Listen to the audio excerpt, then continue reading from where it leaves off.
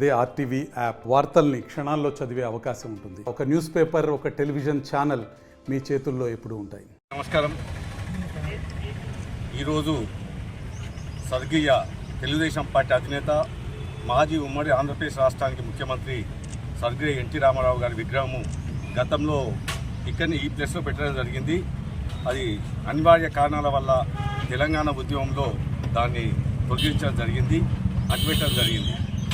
ఆ కళ ఈరోజు నెరవేరింది. ఈరోజు కొత్త విగ్రహాన్ని స్థాపించి ఆవిష్కరించడం జరిగింది. స్వర్గీయ ఎన్టీ రామారావు గారు 9 ఏళ్ళలో పార్టీ పెట్టి అధికారంలో వచ్చిన పార్టీ భారతదేశంలో మొట్టమొదటిసారిగా తెలుగుదేశం పార్టీ అని చెప్పక తప్పదు. ఆయన ఆంధ్రప్రదేశ్ రాష్ట్ర ప్రజలు పడుతున్న ఇబ్బందులు చూడలేక సినీ రంగం నుంచి రాజకీయ రంగంలో ప్రవేశించి ఆయన కాలంలోనే పార్టీ స్థాపించి ఆంధ్రప్రదేశ్ ముఖ్యమంత్రి కావడం జరిగింది. ఆయన ఆశయమో సిద్ధాంతాలు ఏంటంటే బీద ప్రజానీకానికి, బడుగు బలహీన వర్గాలకు, బీసీ, ఎస్సీ, ఎస్టీ, ముస్లిం మైనార్టీలకు సేవ చేయాలనే ఉద్దేశంతో రాష్ట్ర ముఖ్యమంత్రి కావడం జరిగింది. ప్రజలకు కనీస అవసరమైన ఉండడానికి ఇల్లు, కట్టుకోవడానికి ఇల్లు, ఉండడానికి ఇల్లు, తినడానికి అన్నము, కట్టుకోవడానికి గుడ్డ అనే నినాదంతో పార్టీ స్థాపించడం జరిగింది. అప్పుడు ప్రజలు ఎంతో కష్టకాలం నుండి ఆ నినాదంతో అధికారంలోకి వచ్చిన తర్వాత, ముఖ్యమంత్రి అయిన తర్వాత ఎన్నో సంక్షేమ కార్యక్రమాలు తీసుకొచ్చి, సంస్కరణలు తీసుకొచ్చి ఆంధ్రప్రదేశ్ రాష్ట్రంలో కాకుండా, ఉమ్మడి ఆంధ్రప్రదేశ్ రాష్ట్రం కాకుండా భారతదేశంలోనే తెలుగుదేశం పార్టీ ఎన్టీ రామారావు అనే ఒక వ్యక్తి ఒక శక్తిగా పెరిగి జాతీయ రాజకీయాలకు చక్రం నింపడం జరిగింది. ఆ రోజు గ్రామాల్లో పట్టి పీడిస్తున్న పటేల్ పట్వారీ వ్యవస్థను రద్దు చేయడం జరిగింది.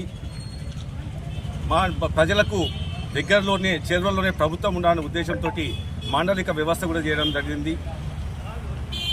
నీరు మీరు, ప్రజాభద్ర పాలన, ఎన్నో సంస్కరణలు తీసుకొచ్చి భారతదేశంలో, రాష్ట్రంలో ఎన్నో అభివృద్ధి కార్యక్రమాలు చేపట్టి ఎంతో కీర్తి ప్రతిష్టలు సంపాదించడం జరిగింది.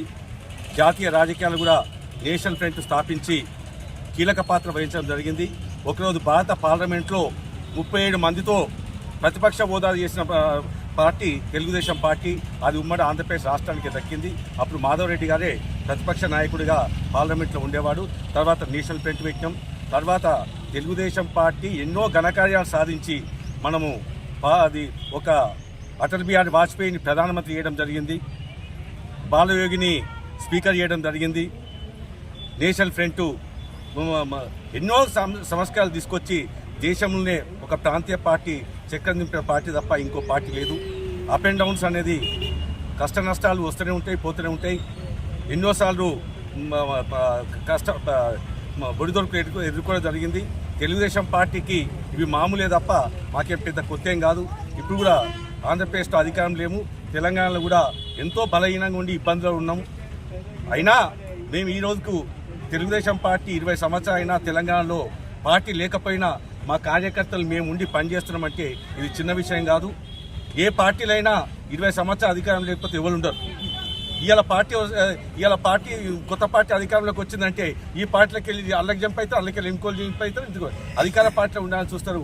మేము ఏ ఒక్కటి ఆశించకుండా, ఒక ఎమ్మెల్యే కూడా పోటీ చేయకుండా, ఒక ఎంపీకి పోటీ చేయకుండా కూడా ఎంతోమంది పార్టీని అనుభవించిపోయినా మేము ఇదే పార్టీలో ఉంటూ ఈ రోజు కూడా మేము ఒక కార్యకర్తలలాగా, ఒక సైనికుల్లాగా, ఒక నాయకుల్లాగా ఎదిగి మేము ఇవాళ పార్లమెంట్ కాన్స్టిట్యూన్సీలో కానీ, దుబ్బాకలో కానీ మా జెండా రిప్రజెంట్ తప్ప ఇంకోటి లేదు. మరిన్ని వీడియోస్ కోసం ఛానల్ ని సబ్స్క్రైబ్ చేయండి. లేటెస్ట్ అప్డేట్స్ కోసం వాట్సాప్ ఛానల్ ని ఫాలో చేయండి. అండ్ లింక్ డిస్క్రిప్షన్ లో ఉంది.